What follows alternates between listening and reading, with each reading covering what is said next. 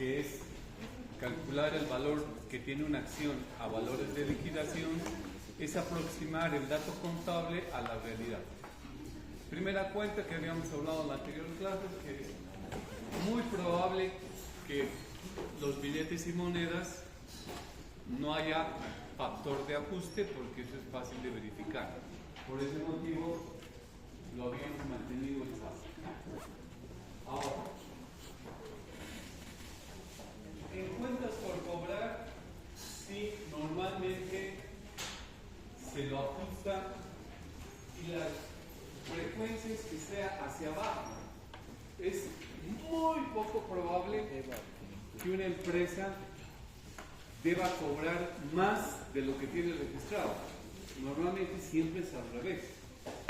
Porque acuérdense que aquí están todas las deudas que los clientes deben desde años atrás por distintos procesos.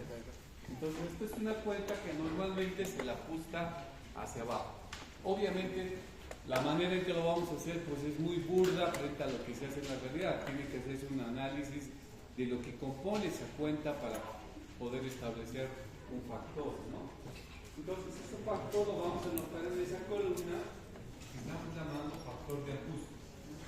En este caso vamos a decir, hemos revisado toda la cartera y simplemente vemos la probabilidad de recuperar un 70% de esa cartera. O sea que su valor de mercado de los 950.000 solamente serían 665.000.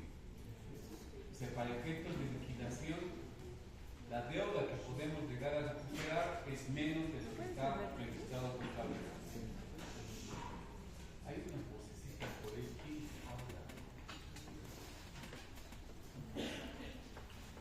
Inventarios. ¿Cómo creen que sería el ajuste de los inventarios? ¿Hacia arriba o hacia abajo? Normalmente también es hacia abajo. A no ser que encontremos en el inventario cosas mucho más valiosas en el mercado de lo que están. Eso es poco. Es muy raro que pueda suceder eso. Entonces, acá también en el inventario normalmente lo que tiene guardado la empresa a veces son un conjunto de cosas que no tienen valor.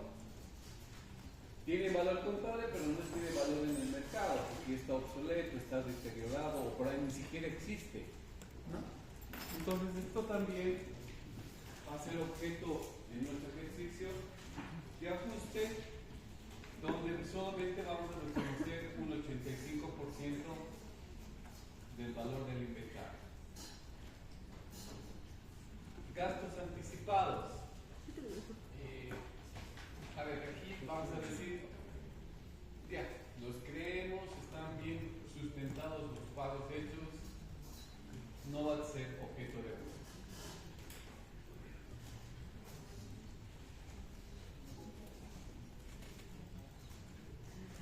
En activos fijos brutos, claro, aquí tenemos en una sola bolsa. Lo que vamos a hacer,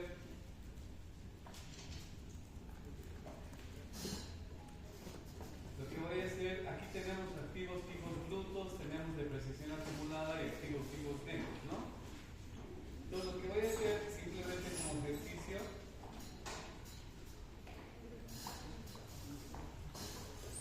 voy a abrir los activos fijos, vamos a decir terrenos, vehículos y equipos de computación.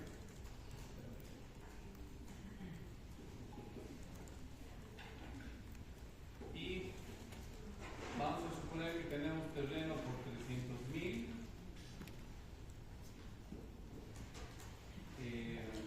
vehículos tenemos por el orden de 600.000,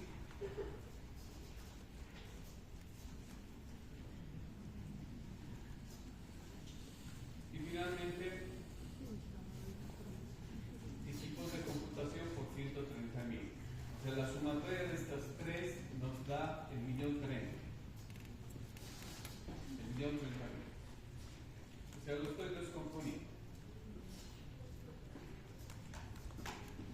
¿Para qué lo hacemos?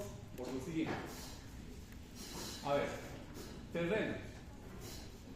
¿Qué es probablemente que pueda suceder en el tema del terreno? Será creerle lo que está, bajarle o subir. Normalmente subir, ¿no? A no ser de que ese terreno está justo en un lugar que se ha deslizado o que hayan creado un botadero de basura por ese lado y que haga que baje, ¿no? O que el perito considere que está muy bien tasado y no hay nada que hacer. Vamos a hacer como ejercicio pensar de que el terreno vale más. Entonces, el factor de ajuste no va a estar debajo del 1, va a estar por encima de 1. En otras palabras, le voy a decir, el precio de tu terreno está subvaluado y debería ser 40% más el valor de tu terreno. Entonces su factor de ajuste va a ser 140. Entonces, en el caso del terreno, su valor de mercado sube a 420.000, ya no a 300.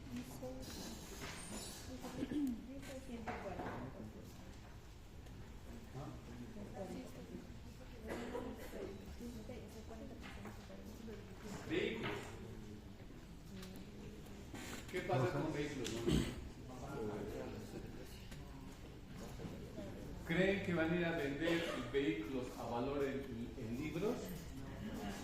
No, definitivamente no. Van a ir a vender a valor de mercado. ¿Y cuál será su valor? ¿Más abajo? ¿Más arriba? ¿Más abajo? ¿Sí? ¿Dónde pues?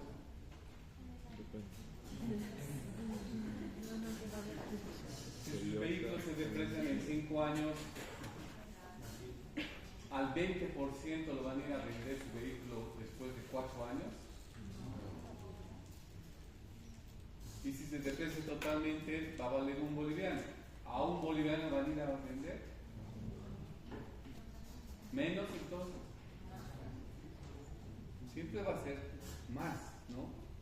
Porque el vehículo, aunque sea como chatarra, vale más de un boliviano.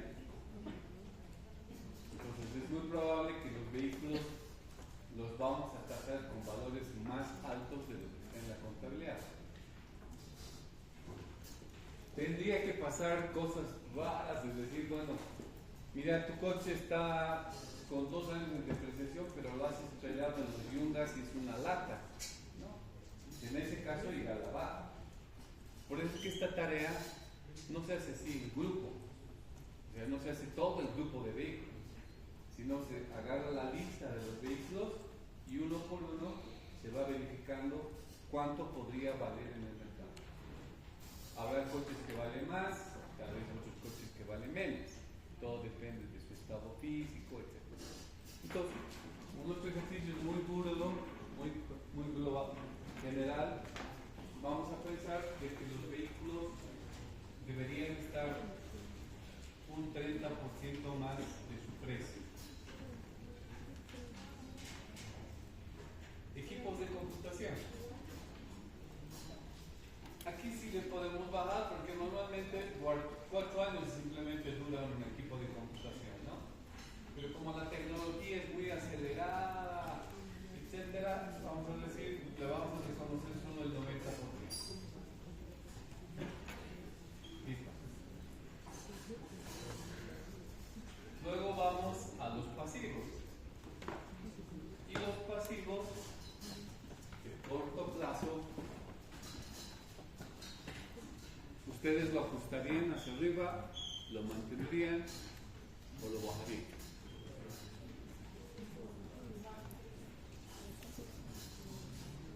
¿Qué opinan?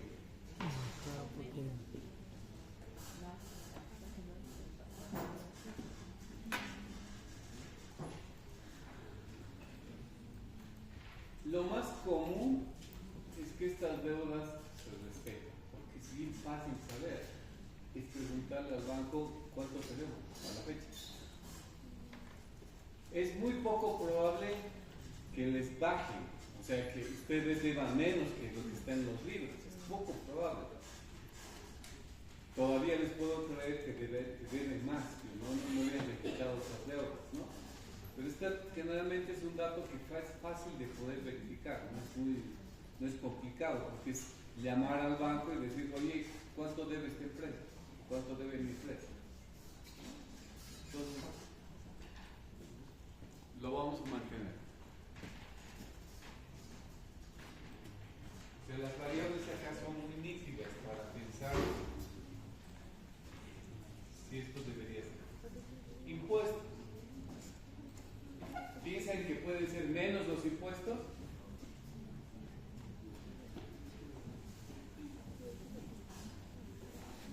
Lo normal es que si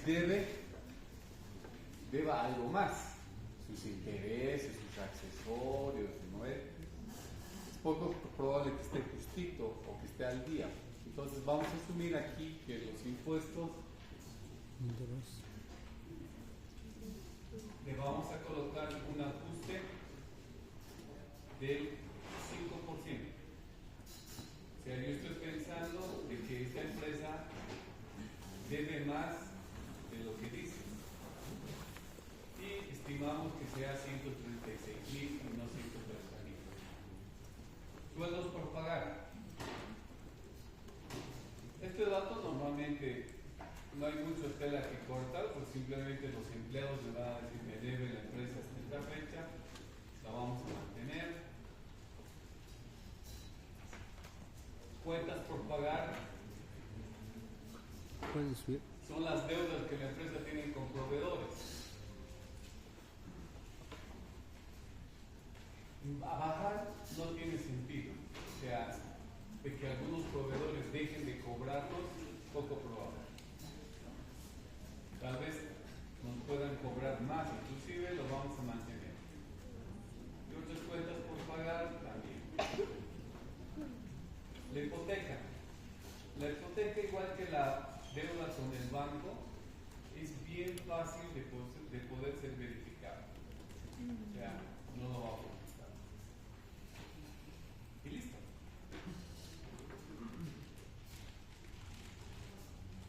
Entonces, lo que vamos a hacer es calcular un activo ajustado, que va a ser la sumatoria de todos los activos. Y ese activo ajustado es 3.154.000.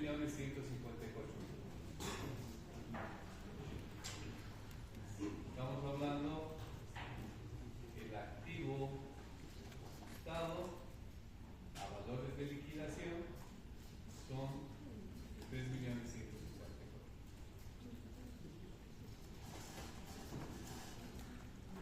Si la empresa no debería nada, deberíamos reconocerle este importe. Entonces le digo, ok,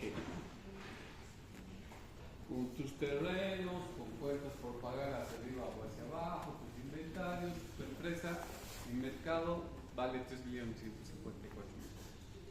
Pero hay que pagar deudas.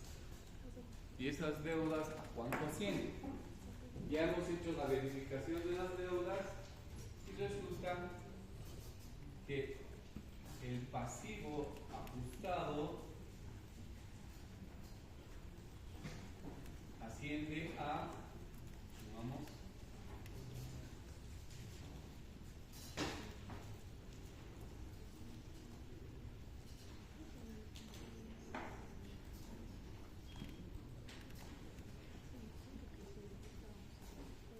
a 1.551.000.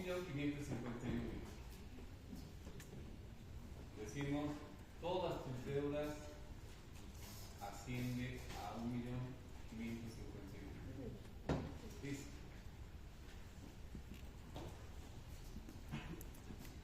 Entonces, si todo lo que tiene la empresa, le quito todo lo que debe la empresa, ¿qué es lo que resta? ¿Qué sería lo que resta? Si me sobra, vendría a ser el patrimonio neto ajustado, si me sobra. Pero si producto de este valor a liquidación los pasivos llegan a ser mayores que los activos, significa que ya no tiene patrimonio a la empresa, sino más bien que los socios deben plata para cubrir, tienen que aportar todavía más. Entonces, conforme a lo que hemos aprendido en la ecuación básica de la contabilidad, hemos dicho activo es igual a pasivo más patrimonio neto. Entonces aquí, como ya estamos hablando de activo ajustado y pasivo ajustado, si yo hago la resta con estas dos variables, ¿qué vamos a tener? Vamos a tener un patrimonio neto ajustado.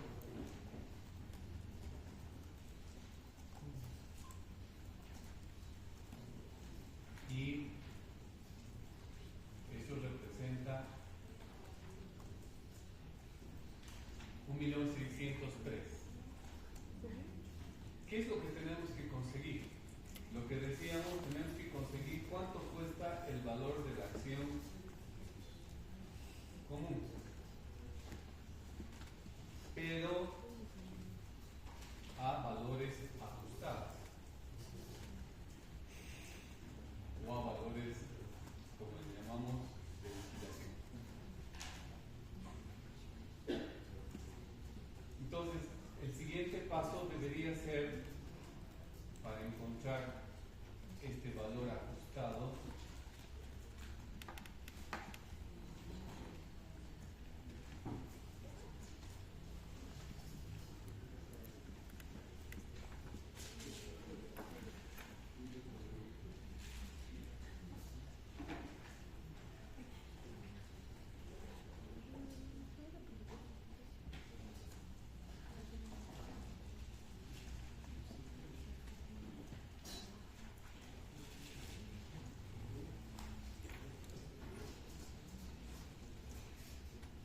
este valor de la acción común ajustado deberíamos haber dividido el patrimonio neto ajustado sobre el número de acciones.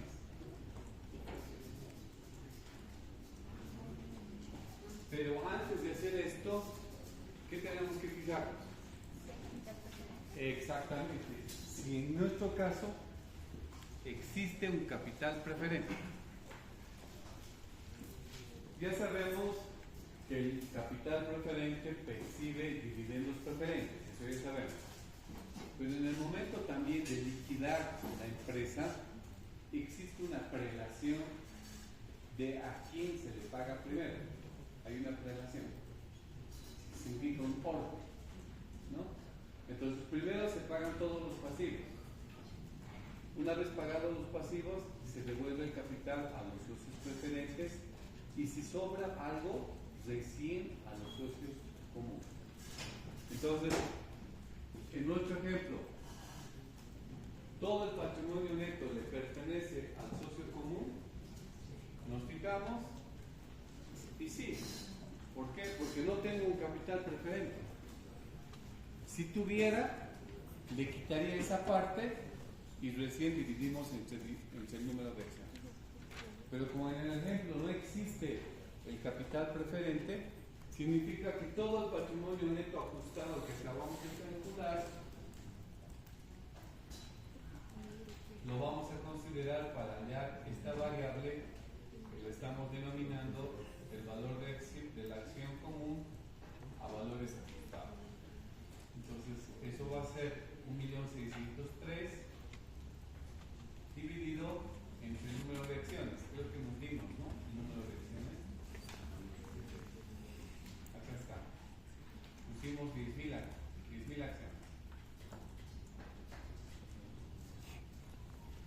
Entonces colocamos el número de acciones acá como divisor y eso nos determinaría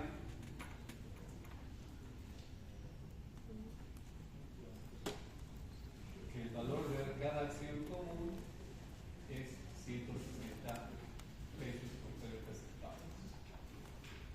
Pesos por acción.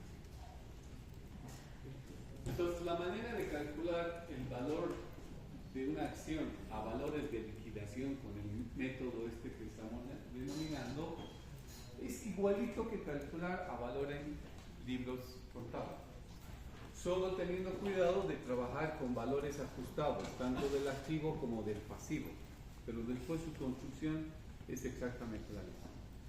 Entonces, si nosotros quisiéramos comprar una acción de esta empresa, pero no a libros contables, sino a valores ajustados, deberíamos pagar por cada acción 160 pesos con 30 centavos.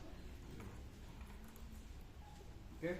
Entonces, esta es otra metodología que determina el precio de una acción utilizando el criterio de valores que se aproximen al mercado, a valores de liquidación. ¿Estamos bien? Obviamente, en la realidad no es así que se hace en 20 minutos el ajuste, ojalá fuera así. Tenemos que revisar cuenta por cuenta, tienen que venir peritos que analicen el estado de los vehículos, perito que analice el terreno. Entonces ahí tenemos que tiempo y dedicación que acabe de hacer para hacer el análisis de cada una de las cuentas, y todo eso después se le descontará a la empresa, ¿no? Y decir, tu acción vale mucho menos de lo que está en libros contables, o vale mucho más.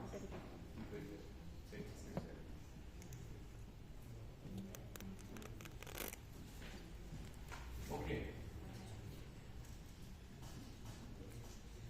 Vamos a aprovechar para hablar de un tema que ya lo vimos, que es el tema de bonos.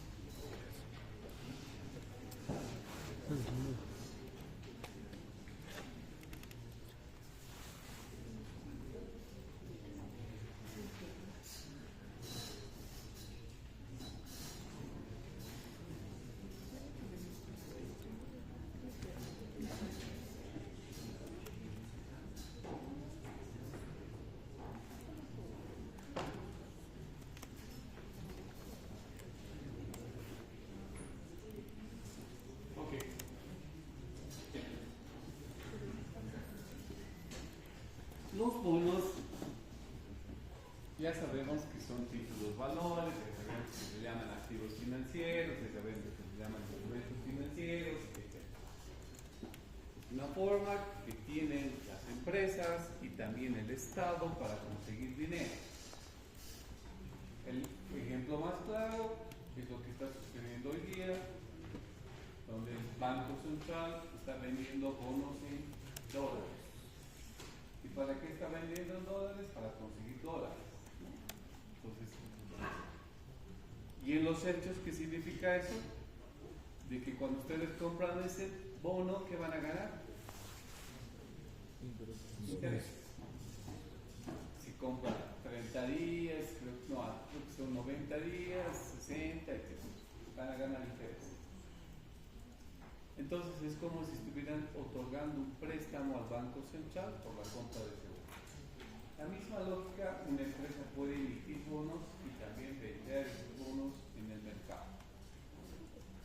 el mercado de valores. ¿Y qué va a tener que ofrecer? Va a tener que ofrecer un bono.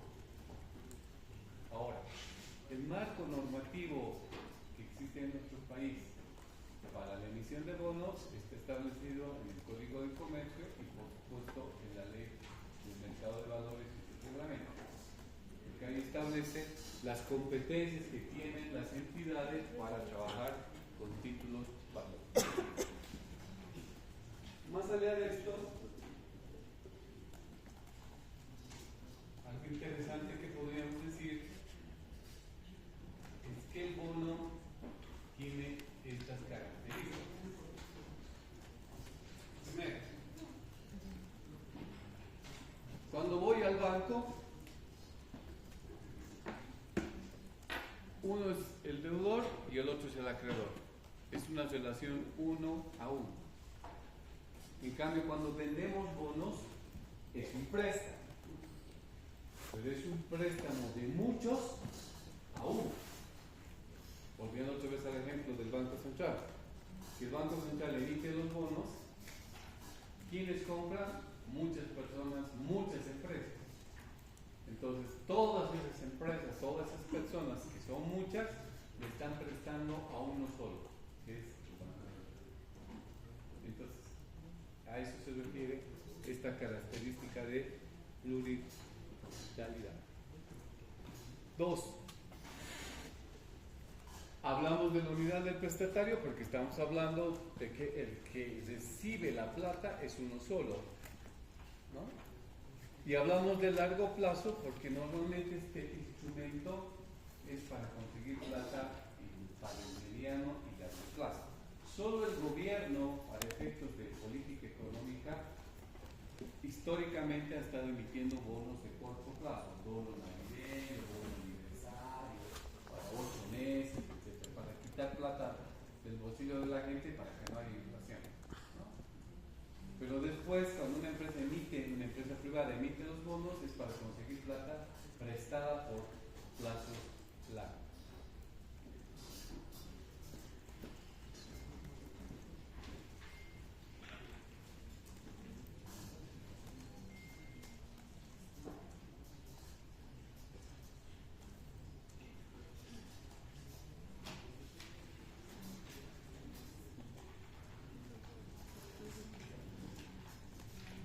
En el tema de títulos, valores, así como en las acciones, todo es riesgo. Entonces, cuando trabajamos con plata, siempre hay riesgo. O sea, no hay nada seguro, ¿sí? Siempre hay riesgo. Siempre hay riesgo porque si los ve manejar plata, hay riesgo que la puerta los asalte porque alguien les ha visto que la billetera está gorda y entonces los van a esperar o los van a seguir y en la parte más oscura los van a asaltar. O sea, siempre hay riesgo con plata. Siempre hay riesgo que les den billetes falsos, siempre hay riesgo que les hackeen sus cuentas. O sea, con plata siempre. Solo que hay cosas que tienen más y menos riesgo. Los títulos valores, como se ven en el mercado público abierto, existen ciertas normas en cada país, en cada mercado de valores, que hacen que se reduzca un poco ese riesgo, pero que no se elimine. ¿Cuáles son esas herramientas? Son, por ejemplo, la información que publican las empresas emisoras, los estados financieros, que si ustedes entran a la web del mercado de valores boliviano, ustedes van a ver ahí la empresa INTI, por decirte, que ha emitido bonos, ahí están colgados sus balances, sus resultados.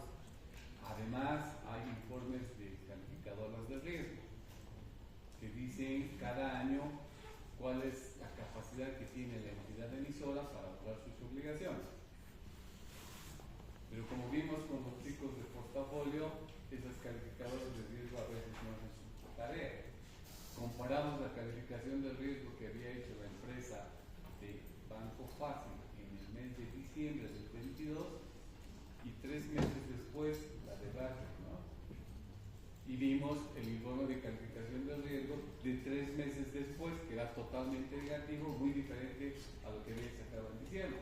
Y no es porque la situación haya cambiado dramáticamente, sino que la cosa ya explotó, ¿no?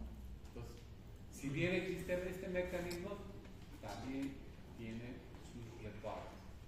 Lo mismo podemos decir cuando hubo la crisis del crack inmobiliario en Estados Unidos. ¿Quién falló? Uno de los elementos que falló fue el regulador. Otro de los elementos que falló fue la calificadora de riesgo, porque había bonos hipotecarios que no tenían valor en el sentido de que la persona que debía esa plata era gente que no tenía suficientes recursos para pagar sus deudas y tenían una calificación AAA. Entonces, cuando explota ese tema, uno de los temas es que la calificadora tuvo que decir sí, no hice mi tarea porque si no se iba el banco a contratar otra empresa que hubiera hecho lo mismo.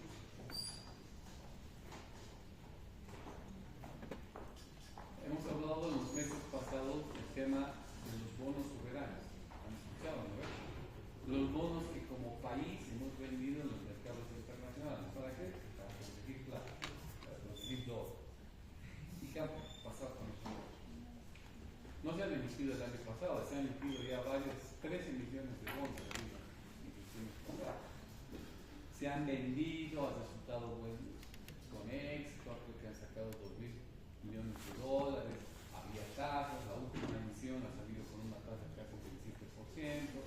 Ok, todo eso estaba en el presupuesto del año pasado y de este también estaba previsto emitir bonos, pero obviamente, ¿qué ha pasado con esos bonos en el mercado de valores? ¿Qué ha pasado? Tienen que haber escuchado algo.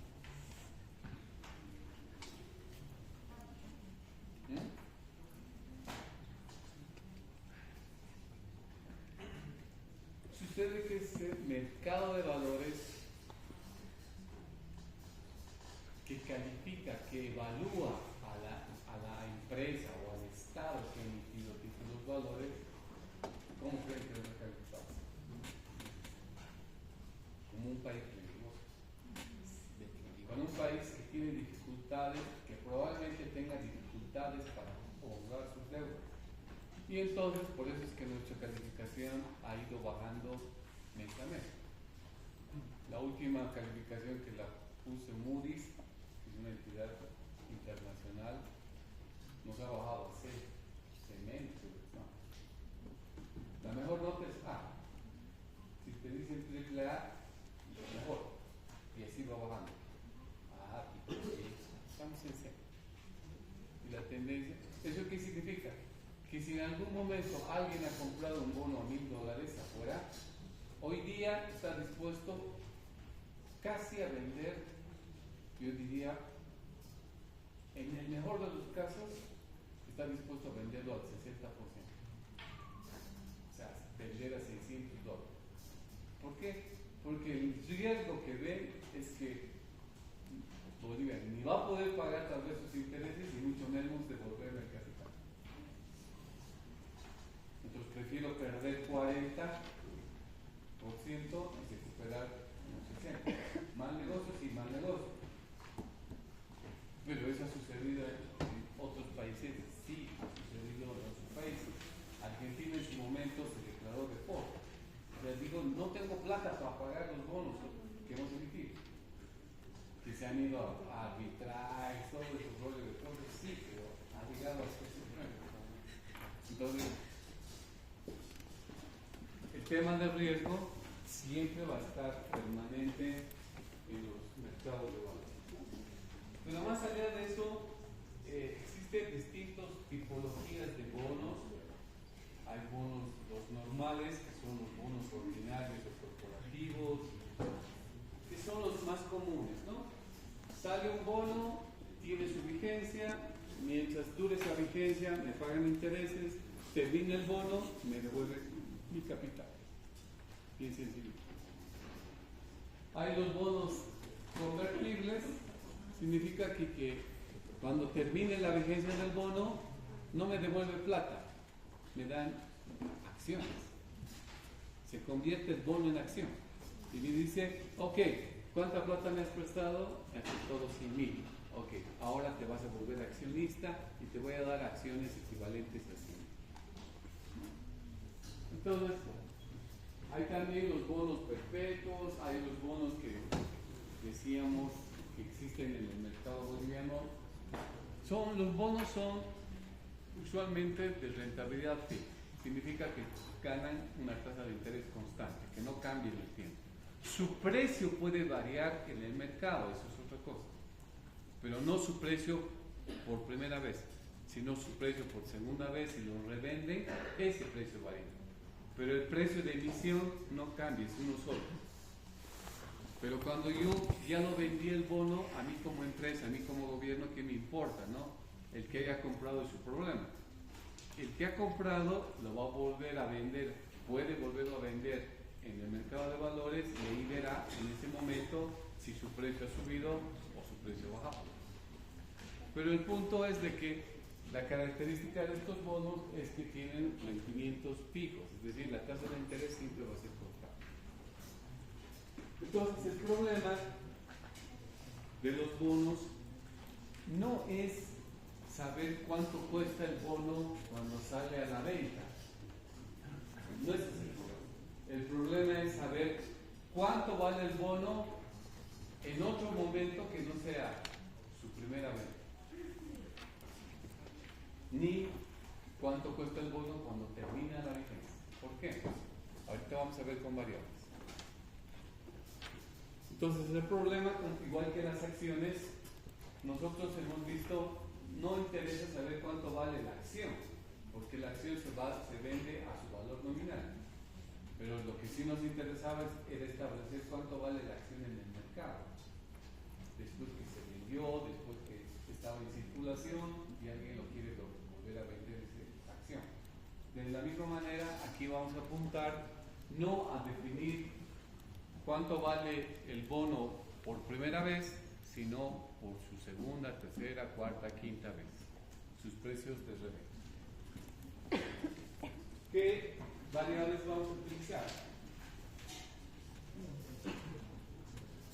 Vamos a utilizar una variable que se llama el valor nominal de emisión, que viene a ser el precio del bono a su primera venta. Es cuando ha sido emitido y este bono tiene un precio establecido. ¿Quién lo establece el precio? El que emite. Segunda variable, el valor de redención. El valor de redención es la plata que me devuelven cuando se vence el bono. Y hay tres escenarios posibles para este cometido. Cuando me devuelven la misma cantidad de plata que yo pagué, se dice que el bono ha sido emitido a la par. Entonces, cuando les dicen bono emitido a la par, significa que el valor de la emisión es exactamente igual al valor de redención o al valor que les devuelven.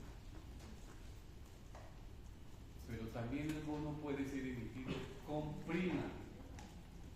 ¿Qué significa? Que cuando les devuelven más de la plata que ustedes han pagado cuando han comprado. O sea, tienen una prima. Y el tercer escenario es que el bono ha sido emitido con descuento. Significa que les devuelven menos de lo que han pagado. Y uno diría, pues entonces está fácil, pues siempre compramos con prima. El tema es que no es así de sencillo, porque en realidad simplemente estamos haciendo un juego financiero. Cuando yo pago con prima, cuando devuelvo más plata, significa que en el interín he pagado menos interés. La tasa de interés ha sido más baja. Y si vendo con descuento, si les voy a devolver menos plata, ¿cuál es la zanahoria con la cual les convenzo? Les pago un interés mayor. Pues sus intereses son más altos, pero van a recibir menos plata. Y si decimos a la par, significa una situación intermedia, ¿no? Entonces, esa es otra de las variables que vamos a hablar, que es el valor de redención. Ahora, mientras se emite el bono y se acabe la vigencia del bono, ¿qué vamos a pagar? Intereses. Esos intereses son fijos, son constantes. Esa es la tercera variable, el pago de los intereses. Pero decíamos, acá el valor agregado es cuánto cuesta el bono cuando lo vendo por segunda vez, por tercera vez, por cuarta vez. Ahí tenemos que fijar el precio ya no con la empresa, lo tiene que fijar el mercado. Así como el comentario que les hacía hace un momento, de que Bolivia vendió sus bonos, por decirles, a $1,000. Hoy día en el mercado lo encuentran a $600. El mercado está determinando un precio más bajo. Entonces, acá el valor agregado de esta temática es encontrar ese valor en el mercado. ¿Cómo lo encuentro? ¿Y cómo lo vamos a encontrar? Tomando en cuenta estas variables. Me voy a preguntar en el momento que quiero comprar ese bono, ¿cuál es la tasa de descuento que está utilizando el mercado? Ya saben que cuanto la tasa de descuento es más alta, el valor actual es más bajo. Y si la tasa de descuento es más bajo, el valor actual es más alto. ¿No ven? Esa tasa de rentabilidad que fija el mercado, eso es justamente el factor de apreciación de un bono o de depreciación. En el caso boliviano es un factor de depreciación. ¿Por qué? Porque está valiendo menos. Y el mercado fija esta tasa de descuento, un valor para hoy día, otro valor para mañana, otro valor para fin de mes. ¿Por qué? Porque el mercado es dinámico. Y además fija una tasa de descuento no solamente para todos los títulos valores, fija de acuerdo al título valor. ¿Qué quiere decir? Hoy día puede haber un bono bien cotizado en el mercado y a su lado están vendiendo un bono que está depreciado. Entonces a esta empresa le va a aplicar una tasa de descuento diferente y a esta otra empresa otra tasa diferente. Entonces no es que sea para todos en general, es de acuerdo al título. Entonces esa variable sí la vamos a utilizar para establecer el precio del mercado. La otra variable es el plazo residual. ¿Qué quiere decir el plazo residual? El plazo del bono puede ser haber emitido a 12 años, por decirles algo. Pero el que lo compró por primera vez lo tuvo en su poder 4 años. Y terminando el 4º año necesita plata. Entonces, ¿qué dice? Lo quiero vender mi bono. El plazo residual significaría cuánto tiempo todavía le queda de vida al bono. En ese ejemplo, ¿cuánto sería?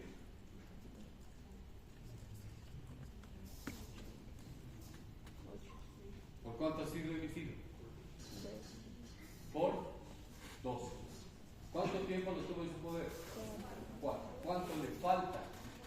8. Ese es el plazo residual. ¿Y por qué nos interesa ese plazo? Porque el inversionista, el comprador nuevo, lo que le importa es la plata que le va a entrar a futuro.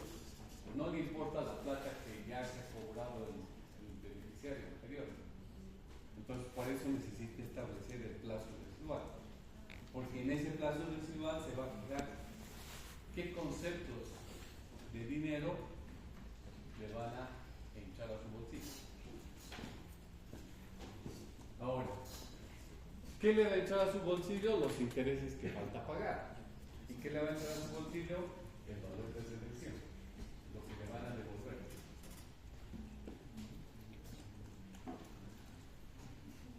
Obviamente, en los mercados de valores van a incluir en esa tasa de descuento que hablamos las variables macroeconómicas de un país. Si un país tiene solvencia, si tiene liquidez, son valoradas. Si es un país relativamente estable políticamente, socialmente, también influye en la tasa de descuento. Y todo lo contrario, también. ¿No? Si nos estamos a punto de ir a una guerra interna, una guerra civil, esos bonos no valen nada. Nadie va a querer comprar un país que se está matando. Si hay una tremenda inflación, lo propio. Y también habrá que ver qué respaldos tienen esos bonos. Por ejemplo, suelen emitir bonos warrants. ¿Qué son los warrants? Son las administraciones de inventarios. Pues una empresa dice, yo tengo $3 millones en mi inventario, pero necesito plata. ¿Qué hago? Contacto con una empresa titularizadora y le digo, ¿por qué no me limites unos bonos respaldados por el inventario que tengo? La empresa titularizadora lo que hace es decir, ok, a partir de la fecha yo voy a administrar el inventario. Si tu inventario vale 3 millones, podemos sacar una emisión de bonos por 1,5 millones, por 1 millón, pero no 3 millones. Siempre por menos. ¿Qué ventaja tienen esos bonos? De que si la empresa por algún momento quiebra, el titularizador está agarrando el inventario y va a poder vender ese inventario para devolver el capital. Significa que entonces que esa empresa tiene bonos con respaldo, son más, en otras palabras, son de menos riesgo. Entonces, todos estos aspectos y otros influyen para determinar el precio del bono en el mercado. Ahora, ¿cómo establecemos el precio? Bajo los criterios señalados. Esto ya lo hemos tocado en la parte financiera como una de las aplicaciones que se tenían de matemáticas financieras para temas de títulos de valor.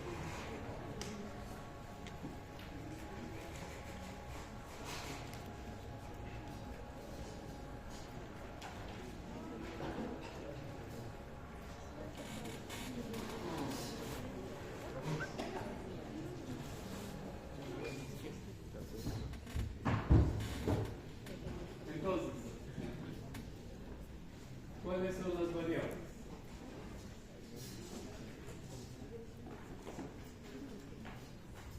Valor nominal de emisión. Una variable que está medida en pesos.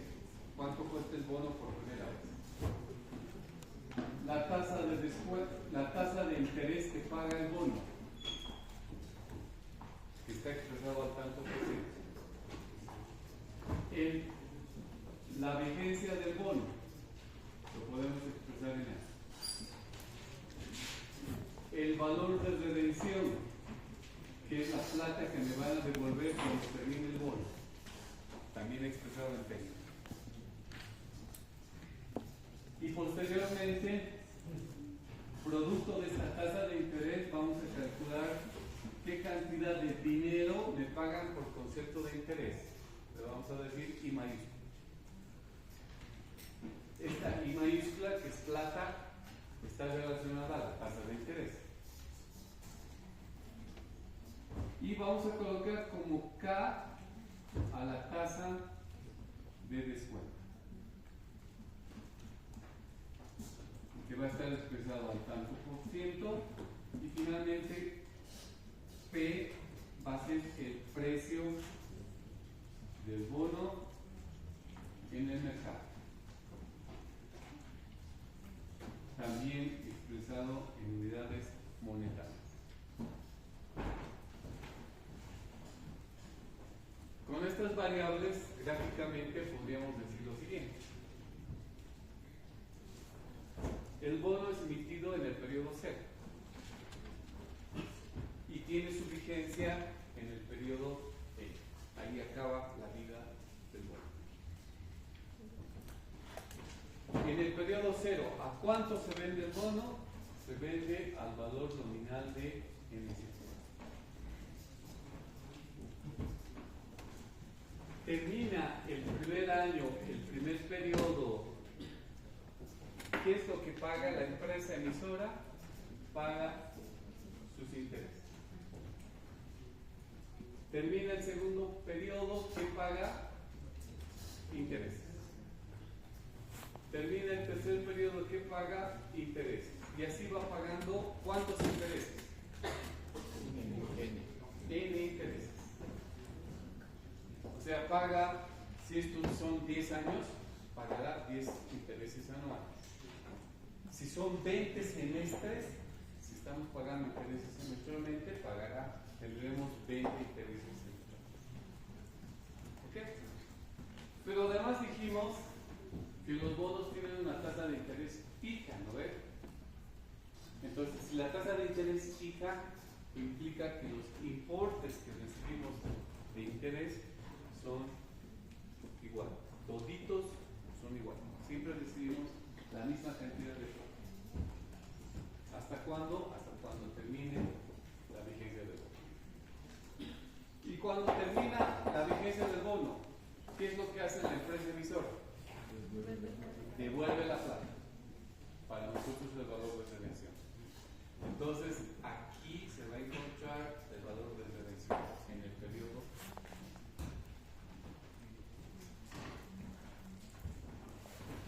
En todo este gráfica de tiempo, en toda esta gráfica de tiempo, se me puede ocurrir aquí comprar y vender el bono. Obviamente la empresa que ha emitido el bono ya no tiene nada que ver, no es tu problema, tú verás cuándo venderlo o a quién venderlo. Entonces, si aquí hacemos la compra y venta por segunda vez, ya no por primera, porque la primera ha sido en el periodo cero, ¿qué es lo que me interesa? Que va a haber un interés del periodo 4, va a haber un interés del periodo 5 y así sucesivamente. Entonces, al que está comprando, ¿qué le importa? Primero, el plazo residual. ¿Cuál es el plazo residual? Este. Le vamos a llamar una M de mamá.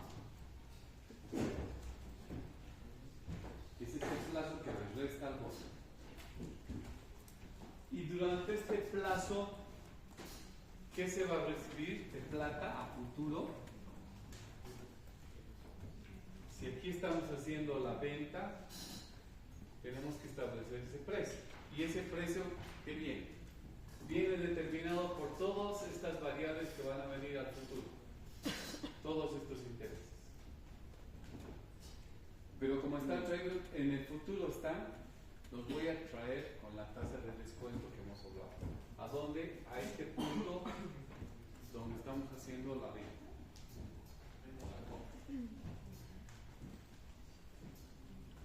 Pero ¿qué más voy a llevar? Esta otra plata. Que me van a pagar al final, también lo voy a llevar a este mismo punto de color rojo, donde estoy haciendo la compra y venta del bono. Y como esa plata está en el futuro, en finanzas hemos aprendido que tenemos que descontar, traerlo al presente con una tasa de descuento. Entonces este precio, y aprovechando de que estos intereses son igualitos, nuevamente entramos al campo de lo que hemos llamado anualidades. Las anualidades implica pagos iguales hechos en tiempos iguales, y entonces los intereses vienen a ser una anualidad.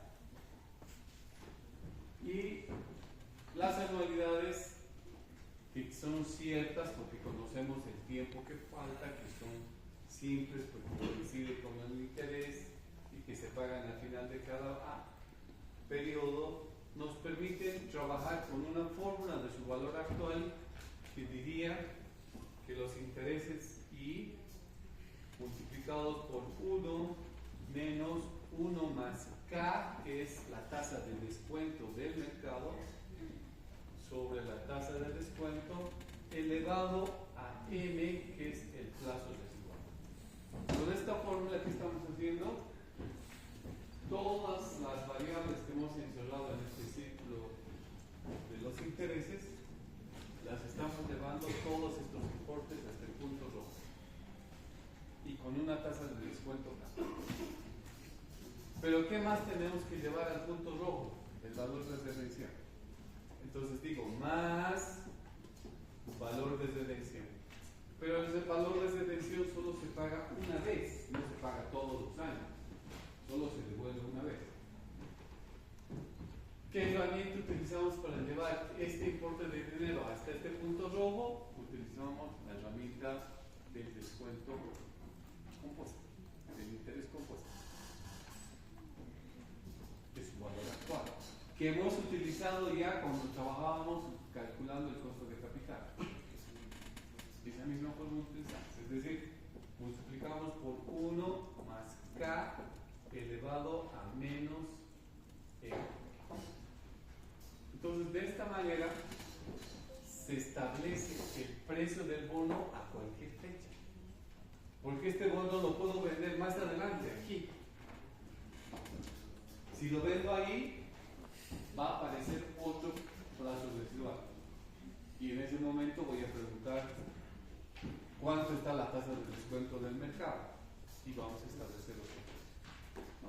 Entonces, la fórmula con la que me van a trabajar para establecer el precio de un bono a cualquier fecha es esta.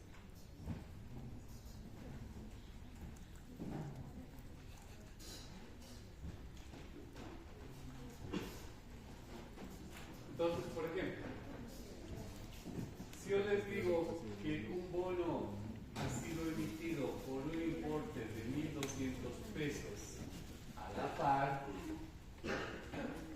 ha prometido pagar una tasa de interés del 6% y tiene una vigencia de 15 años. Entonces, la empresa que emitió el bono ha sacado con esas características.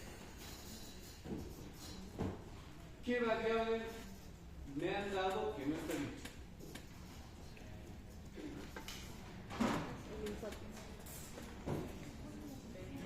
¿Qué variable sabemos pero que no está dicho? El importe. ¿Qué? Valor de redención. El valor de redención. ¿Cuánto es? El mismo, 1200. 1.200. ¿Cómo sabemos eso? ¿Cómo adivino? No, porque me fijo que me han dicho a la par. Si me han dicho a la par, entonces el valor de redención es los mismos 1.200. Ok. De aquí yo puedo calcular cuánto me van a pagar de intereses, ¿no ven? ¿Cuánto me van a pagar los intereses cada año? ¿Qué usamos? La fórmula para calcular los intereses. ¿Y cuál es? Capital por tiempo, Capital por tiempo, por tasa de interés, por por tiempo. Entonces, ¿cuánto es el capital que prestamos? 1.200, 1.200. 1.200. ¿Cuánto es la tasa de interés que me han prometido pagar? 6% anual. 6%. ¿Cuánto tiempo voy a poner? 15. ¿1 o 15 años? Uno. Un año. ¿Por qué 1?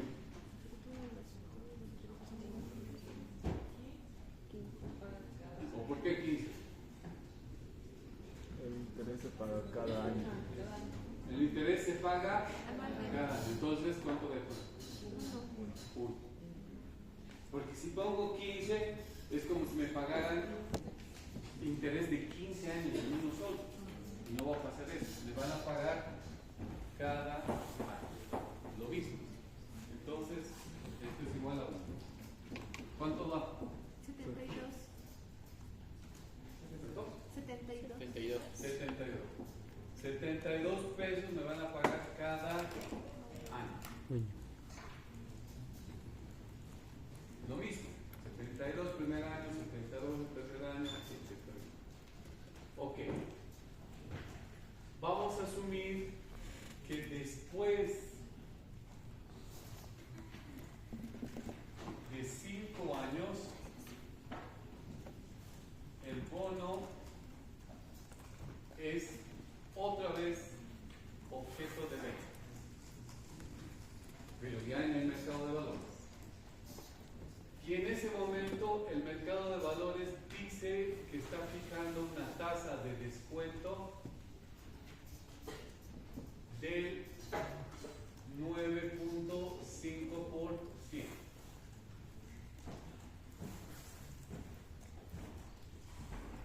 O sea, han pasado 5 años y ese bono es objeto de venta y lo venden en el mercado.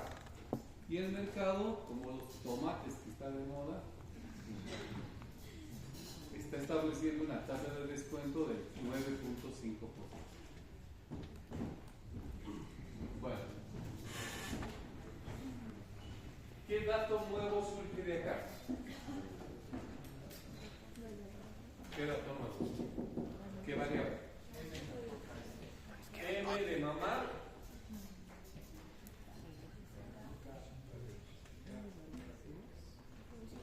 ¿Cada cuánto es?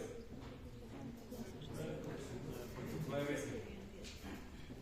¿Nada más? Sí. Pero a ser probable es la pregunta. ¿Cuánto tengo que pagar? No. No va a cambiar. El valor de redención va a quedar en 1200. ¿Qué más sabemos de acá?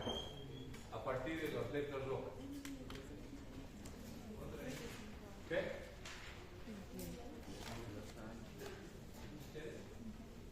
¿Ah? El interés va a ser 72 pesos. El mismo. ¿Qué? Otra cosa es que más está obvio. No, el valor de redención ya sabemos, 1200. ¿Qué tiempo? ¿El valor qué? El tiempo residual, el plazo residual. ¿Y cuánto es? 10. Lo que falta para que termine el bono, ¿no? Ya han pasado 5 años y el bono es por 15 años. Entonces, ¿cuánto es el plazo residual? 10. Esa es otra variable que se está derivando de esta ecuación. Entonces, en función a la receta que hemos dado acá, decimos, el bono, al terminar el año 5, tiene un precio de 72 pesos, 1 menos 1 más 0.095 sobre la misma tasa de descuento, menos 10 más 1200 por la tasa de descuento elevado a menos 10. O sea, he aplicado esta receta de cocina a la letra. Bueno, donde sustituimos nada más las variables.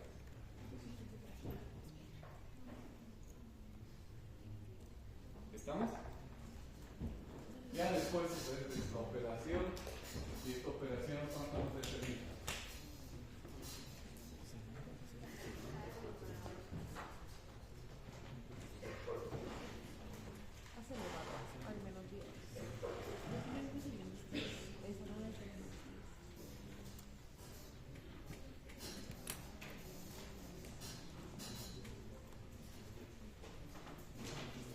¿Cuánto va? 36. 29. Ok. 936.20. Entonces, miren. El que no sabe finanzas me podría decir, ay, por tanto lío que se hacen estos tipos. A ver, estamos comprando en el año 5, ya. ¿Cuántos intereses vamos a recibir? 10, porque faltan 10 años. Entonces, ¿cuánto de interés recibimos por año? 72. 10 por 72 son 720. ¿No? Y además te van a devolver tu valor de redención. ¿Sí? ¿Cuánto es? 1200. Listo, 1200. Entonces, vas a recibir 1920. ¿Estamos? Ok. Y como yo soy buen tipo, te voy a rebajar. Te voy a dar de 1500. Estoy rebajando 25%, más o menos. ¿Qué más quieres? Bueno, el que no sabe finanzas, por ahí vea que diga, no, qué buen tipo, esto es una ganga, ¿no? Pero el que sabe finanzas, paga. Ahora, si el mercado aprecia este bono, es decir, todo el mundo quiere comprarlo, ¿qué va a poner? Ya no 9.5, va a poner, por decirles algo, un 4%. Si sacan un 4%, van a ver que el precio sube. ¿Por qué sube? Porque todos quieren comprarlo.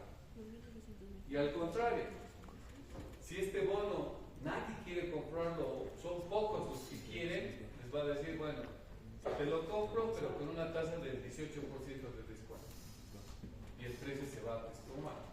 Va a salir 450, algo así. ¿No? Pero así el mercado califica el grado de apreciación o de depreciación que tiene un título valor en un momento determinado. Nosotros estamos con una tasa de descuento alta, por eso que nuestros bonos están en la lágrima. ¿Estamos? Ok. Una cosa más.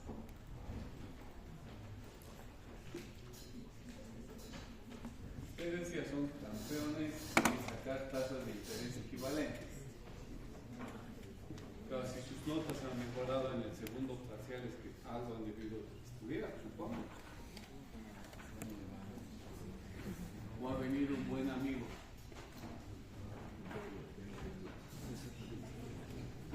A ver, ¿qué pasaría si decimos 6% y vamos a pagar capitalizable semestral? No ponemos así, vamos a hacer así. 6% anual, me dice la tasa de interés, pero los intereses vamos a pagar cada semestre. No vamos a pagar cada año, vamos a pagar cada semestre. Entonces, la vigencia son 15 años y si van a pagar cada semestre, vamos a tener 30 semestres. Ok. Si nos dan este caso, no puedo utilizar esa fórmula que hemos colocado ahí porque la tasa de interés es anual, no coincide con los pagos que son semestrales. Me estoy refiriendo a esta, ¿no? Cuando dijimos P es igual a I 1 menos 1 más K elevado a la menos M sobre K, ¿no ve? Y después venía lo demás. Estos pagos vienen a ser semestrales. Esta tasa de interés, perdón, esta, no me refiero a esta, sino a esta otra, a esta. Esta tasa es anual y el tiempo va a estar en semestre. Entonces yo no puedo utilizar la fórmula porque no es compatible una de las tres variables con las que estoy trabajando. Tiene que ser igualito los periodos. Pagos semestrales debería tener una tasa semestral y aquí debería tener un tiempo medido en semestre. Pero si una no es igual, tienen que cambiar. Podemos cambiar el pago, si se acuerdan de unidades, podemos cambiar el tiempo, podemos cambiar la tasa. Entonces acá ustedes ya no saben cambiar la tasa. Una tasa anual en una tasa nominal. Todo lo que hemos hecho en costos de capital. ¿De acuerdo? Sí, sobre. Dijimos 1 más R es igual a 1 más I sobre J elevado a J. Con esta ecuación ustedes cambian una tasa anual en una tasa nominal. Entonces, si yo estuviera trabajando con intereses semestrales, diríamos la tasa anual es 0.095. Esta es la anual, que es el dato. Pero yo necesito trabajar con una tasa de interés que pague semestralmente, J valor. Entonces aquí lo que hacemos es encontrar la nueva tasa nominal que pagaría semestralmente y con esa tasa colocamos en la fórmula. En el caso del mismo, Tengan cuidado en leer cuál es el periodo que tiene la tasa de descuento y el periodo que tienen los intereses. En el primer ejemplo todo era anual, no tuvimos problema. Pero si los intereses hubieran sido semestrales y aquí teníamos una tasa de crecimiento anual, antes de aplicar la fórmula, hay que hacer este paso de convertir la tasa. ¿Preguntas?